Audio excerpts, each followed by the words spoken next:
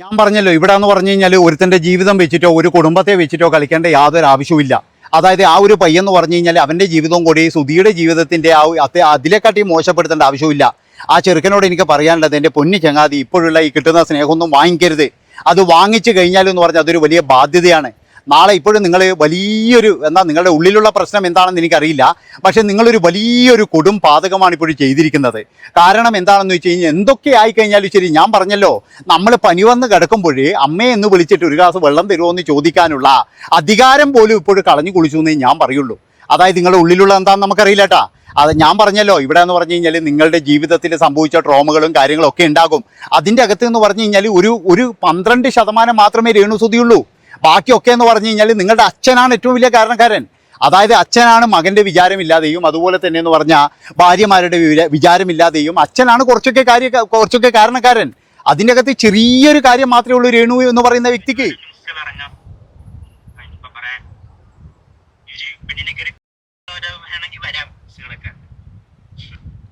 ഞാനതിനൊന്നും mind ചെയ്യത്തില്ല. പറഞ്ഞ കാര്യങ്ങളൊക്കെ മനസ്സിലായെന്ന് തോന്നുന്നു. ആർക്കും മനസ്സിലായിട്ടില്ല മോനെ, ഒരാൾക്ക് പോലും മനസ്സിലായിട്ടില്ല. കാരണം നീ പറഞ്ഞതിൻ്റെ അർത്ഥം എന്താണെന്ന് ഒരു മനുഷ്യന് പോലും മനസ്സിലായിട്ടില്ല. നിൻ്റെ ജീവിതത്തിൽ എന്താ സംഭവിച്ചതെന്ന് നിനക്ക് മാത്രമേ അറിയുള്ളൂ, നീ പറയുന്നത് മാത്രമേ അറിയുള്ളൂ. അതുപോലെ തന്നെ എന്ന് പറഞ്ഞു കഴിഞ്ഞാൽ ഇത് നിങ്ങളുടെ ഒരു കുടുംബ പ്രശ്നമാണെന്നാണ് ഞാൻ കരുതിയത്. പക്ഷേ ഇതിൻ്റെ ഉള്ളിൽ എന്ന് പറഞ്ഞു കഴിഞ്ഞാൽ കുടുംബ പ്രശ്നം മാത്രമല്ല, നീ എന്തൊക്കെയോ ഒളിക്കാൻ ശ്രമിക്കുന്നുണ്ട് എന്നുള്ളതിൻ്റെ ഏറ്റവും വലിയ ഉദാഹരണമാണ് നീ ഇപ്പോഴും പറഞ്ഞ ഈ ഒരു കാര്യങ്ങൾ. കാരണം നാളെ മുതൽ എനിക്കെതിരെ വീണ്ടും ഒരു പരാതി വരാം. ആ പരാതി ചിലപ്പോഴും എന്ന് പറഞ്ഞു കഴിഞ്ഞാൽ ഏതെങ്കിലും പീയാക്കാൻ ശ്രമിച്ചു എന്നുള്ള പരാതിയായിരിക്കും എന്നുള്ള ഇതിൽ കിച്ചു പറയണമെങ്കിൽ എന്ന് പറഞ്ഞു കഴിഞ്ഞാൽ അതിൻ്റെ ഉള്ളിൽ ഒന്നുകിൽ എന്തോ നടന്നിട്ടുണ്ട്, അല്ലെങ്കിൽ അവനെന്തോ കൃത്യമായിട്ട് ഭയക്കുന്നുണ്ട്. പിന്നെ വേറൊരു കാര്യം എന്ന് പറഞ്ഞു കഴിഞ്ഞാൽ ഈ കിച്ചു എന്ന് പറയുന്നവനോടുള്ള സ്നേഹമോ അല്ലെങ്കിൽ മണ്ണാങ്കട്ടിയോ എന്നല്ല ഇവിടെ ഇത്രയും സപ്പോർട്ട് കിട്ടുന്നത്. ഇപ്പോൾ കിച്ചു വിചാരിക്കുന്നത് എന്താണെന്ന് വെച്ച് കഴിഞ്ഞാൽ എനിക്ക് സോഷ്യൽ മീഡിയയിലൂടെ കമൻറ്റുകളും കാര്യങ്ങളൊക്കെ വരുമ്പോൾ വലിയ സപ്പോർട്ടും കാര്യങ്ങളൊക്കെയാണെന്നാണ്. പക്ഷെ നാളെ ഒരു സമയത്ത് എന്ന് പറഞ്ഞു കഴിഞ്ഞാൽ നിൻ്റെ വായിൽ നിന്നും വേണ്ടാധീനം എന്തെങ്കിലും വീണ് കഴിഞ്ഞാൽ നീ വിളിച്ച കോൾ റെക്കോർഡ് അടക്കം എടുത്ത് വെളിയിലിട്ട് നിന്നെ സമൂഹത്തിൻ്റെ മുന്നിൽ നാറ്റിച്ചിട്ട് നടുക്കടലിൽ നിർത്തും ഇവരെല്ലാം കൂടിയിട്ട്. അത് നീ സൂക്ഷിച്ചോ. നീ വിചാരിക്കുന്ന എന്താ, ഇതെന്ന് പറയുന്നത് നിന്നോട് ഭയങ്കര സ്നേഹം, ഒരു മണ്ണാങ്കട്ടിയല്ല. ഇവിടെ നിനക്ക് ഞാനുണ്ട് മോനെ, ആരെയുണ്ട് മോനെ, സ്വന്തം മക്കളെ നോക്കാനായിട്ട് സമയമില്ലാതെ അമ്മമാരായിടാ നിന്നെയും കൊണ്ട് നടക്കുന്നു. ഞാൻ ഒരു കാര്യം പറയുന്നേക്ക് എൻ്റെ പൊന്നു ചങ്ങായി, നിങ്ങളുടെ കുടുംബകാര്യമാണ്, ഇതിങ്ങനെ സോഷ്യൽ മീഡിയയിലിട്ട് അലക്കരുത്. അതാണ് വേണ്ടത്. കാരണം എന്താ വെച്ചാൽ 23-22 വയസ്സുള്ള ഒരു യുവാവാണ് താൻ. അതുകൊണ്ട് തന്നെ എന്ന് പറഞ്ഞ് എവിടെയെങ്കിലും ജോലിക്ക് പോയി കഴിഞ്ഞാൽ അത് ഇന്നത്തെ കാലത്ത് എന്ന് പറഞ്ഞു കഴിഞ്ഞാൽ നല്ല സുഖസുന്ദരമായിട്ട് കഴിയാം. അല്ലെങ്കിൽ ഒരു കാര്യം ചെയ്യുക, കൂട്ടുകാരെയും മറ്റേവരൊക്കെ സംഘടിപ്പിച്ച് ഒരു വ്ളോഗോ കാര്യങ്ങളോ എന്തെങ്കിലും തുടങ്ങുക. അങ്ങനെ എന്തെങ്കിലും തരത്തിൽ നമുക്ക് വരുമാനം ഉണ്ടാകുന്ന തരത്തിൽ ഈ 22 വയസ്സുകാരനും 500, 1000, 2000 ഇങ്ങനെ വാങ്ങിക്കാതെ സ്വന്തമായിട്ടൊരു വരുമാനം ഉണ്ടാക്കാൻ നോക്കിക്കൂടെ? എന്തിനധികം പറയും, നിന്നൊരു സൂപ്പർ മാർക്കറ്റിൽ പോയി നിന്ന് കഴിഞ്ഞാൽ 6 മണി മുതൽ, അതായത് വൈകുന്നേരം 6 മണി മുതൽ രാത്രി 11 മണി വരെ നിന്ന് കഴിഞ്ഞാൽ 7500 രൂപ 8000 രൂപയ്ക്ക് ഒരു കളിയില്ല.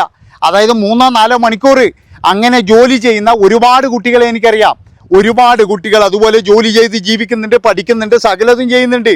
അതുപോലെ തന്നെ എന്ന് പറഞ്ഞു കഴിഞ്ഞാൽ ഈ സ്ത്രീകളൊക്കെ നിൽക്കുന്ന പെട്രോൾ പമ്പുകൾ, അവിടെ എന്ന് പറഞ്ഞു കഴിഞ്ഞാൽ 6 മണി മുതൽ 11 മണി വരെ ആൾക്കാരെ ആവശ്യമുണ്ട്.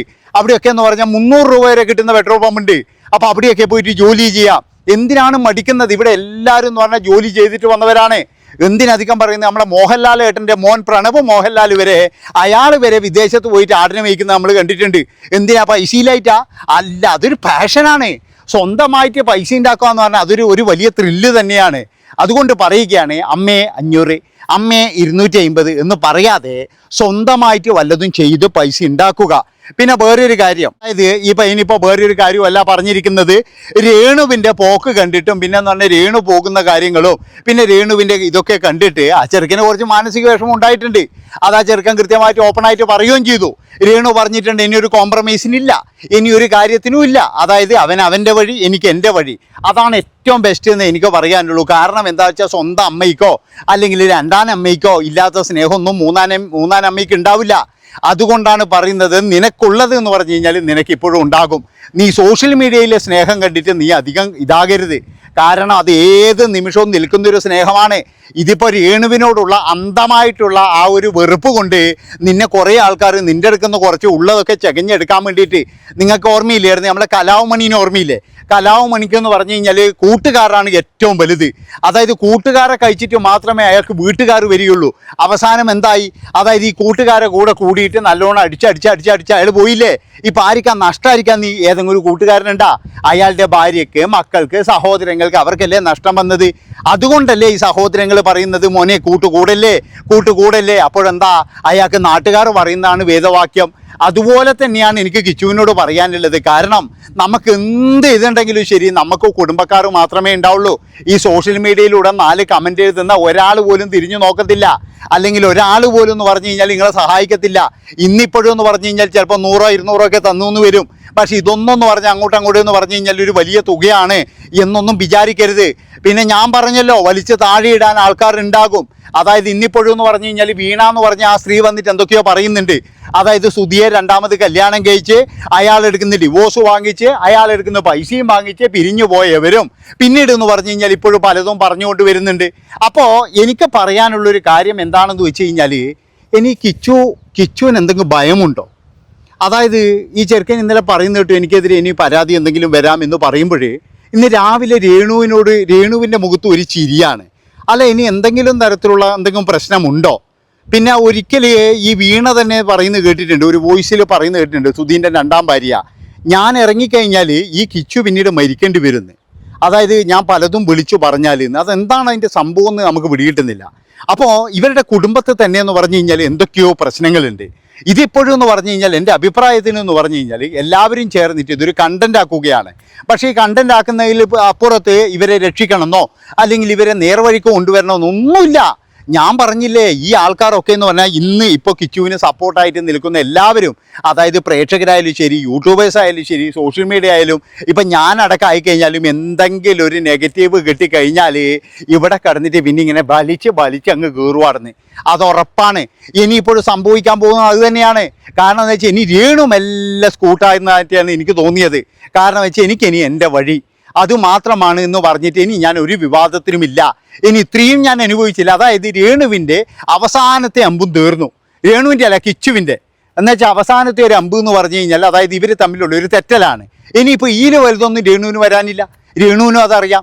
രേണുവിനും ഇതൊരു ഭയമുണ്ടായിരുന്നു. കാരണം ഇത് കിച്ചു തെറ്റിപ്പോയി കഴിഞ്ഞാൽ എങ്ങനെയായിരിക്കും എൻ്റെ ജീവിതം, അതുപോലെ ആൾക്കാർ എന്തായിരിക്കും എന്നെപ്പറ്റി പറയുക.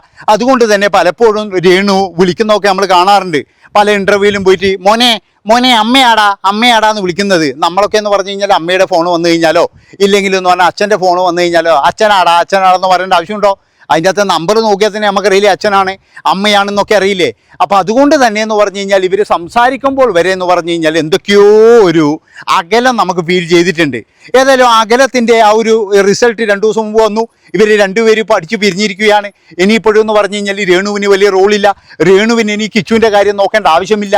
അതുപോലെ തന്നെ പിന്നെന്ന് പറഞ്ഞു കഴിഞ്ഞാൽ ആ വീട് എന്ന് പറഞ്ഞാൽ 2 പേരുടെ ഭാഗത്തു വന്ന്, അതുകൊണ്ട് തന്നെ എന്ന് പറഞ്ഞാൽ ആ ഒരു കാര്യത്തിൽ രേണുവിനെ അവിടെ താമസിക്കാം.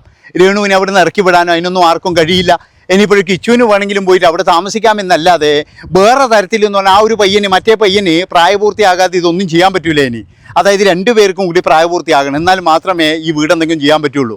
ഇനിയിപ്പോഴും വേണമെങ്കിൽ അവൻ എഴുതി കൊടുക്കുക സ്വന്തമായിട്ട്, അത്രയേ ഉള്ളൂ. അപ്പം അങ്ങനെയൊക്കെ ഒരുപാട് കാര്യങ്ങൾ ഇതിൻ്റെ പുറകിൽ വന്നിട്ടുണ്ട്. ഇപ്പോഴെനിക്ക് കിച്ചു എന്ന് പറയുന്നവനെ പറ്റിയിട്ട് ഒരുപാട് കഥകൾ വെളിയിൽ വരും. ഇനിയിപ്പോഴും എന്ന് പറഞ്ഞു കഴിഞ്ഞാൽ ചിലപ്പോൾ ഇനി പല ആൾക്കാരും പുതിയ ആൾക്കാർ രംഗത്ത് വരും. ഇതിൻ്റെ ഒന്നും ആവശ്യം ഉണ്ടായിരുന്നോടാ മോനെ? അതാണ് എനിക്ക് ചോദിക്കാനുള്ളത്. എന്തിനാണ് വെറുതെ സ്വയം പല്ലുകുത്തി നാറ്റിക്കുന്നത്? ഇവിടെ എല്ലാവർക്കും എന്ന് പറഞ്ഞാൽ ചിരിക്കാൻ വേണ്ടി മാത്രമേ പറ്റുള്ളൂ. അല്ലാതെ എന്ന് പറഞ്ഞു കഴിഞ്ഞാൽ നിൻ്റെ കൂടെ കരയാൻ വേണ്ടിയിട്ടൊന്നും ആരും ഉണ്ടാവില്ല. ഇപ്പോൾ ഇവിടെ എന്ന് പറഞ്ഞു കഴിഞ്ഞാൽ എല്ലാവരും വലിയ സഹതാപമാണ്, അല്ലെങ്കിൽ നിന്നോട് വലിയ ഇഷ്ടമാണ്. ആ ഒരു മണ്ണാങ്കട്ടിയൊന്നും ഇല്ലടേ. അതൊക്കെ എന്ന് പറഞ്ഞാൽ സ്വന്തം മക്കളെ പോലും സ്നേഹിക്കുന്നില്ല, പിന്നെയാണോ നിന്നെ ഇഷ്ടപ്പെടുന്നത്? അല്ല, അറിയാതുകൊണ്ട് ഇരിക്കുന്നതാണ്. ഇവിടെ സ്വന്തം മക്കളെ കാര്യം നോക്കാനോ അല്ലെങ്കിൽ സ്വന്തമായിട്ടെന്ന് പറഞ്ഞാൽ പലതും ചെയ്യാനൊന്നും ഇവിടെ ആൾക്കാർക്ക് സമയമില്ല. അപ്പോഴും മറ്റുള്ളവൻ്റെ കാര്യം നോക്കി നടക്കുമോ? അതുകൊണ്ട് പറയുകയാണ് എൻ്റെ പൊന്നു ചങ്ങാതി, നമ്മൾ എവിടെയെങ്കിലും പോയിട്ട് നമുക്ക് 2 കൈയും 2 കാലും ആരോഗ്യവും തന്നിട്ടുണ്ടല്ലോ, എവിടെയെങ്കിലും പോയിട്ട് നമ്മൾ ജോലി ചെയ്യണം. ജോലി ചെയ്തിട്ട് നമ്മൾ ജീവിക്കണം. അത് മാത്രമേ പറ്റുള്ളൂ നമുക്ക്. അപ്പോൾ ഇത്രയും പറഞ്ഞുകൊണ്ട് ഈ ഒരു വീഡിയോ ഇവിടെ വെച്ച് നിർത്തുന്നില്ല, തുടരും. കാരണം എന്താ വെച്ചാൽ കുറച്ചും കൂടി കാര്യങ്ങൾ എനിക്ക് പറയാനുണ്ട്. ഞാൻ പറഞ്ഞല്ലോ, എല്ലാവരും പറയുന്നത് പോലെ അത് മൊത്തത്തിൽ അലക്കി വിടാനൊന്നുമല്ല. ആരെങ്കിലും ശരിയാകുന്നുണ്ടെങ്കിൽ ശരിയാകട്ടെ. നന്ദി, നമസ്കാരം. ഹൈപ്പ് ചെയ്യാൻ മറക്കല്ലേ.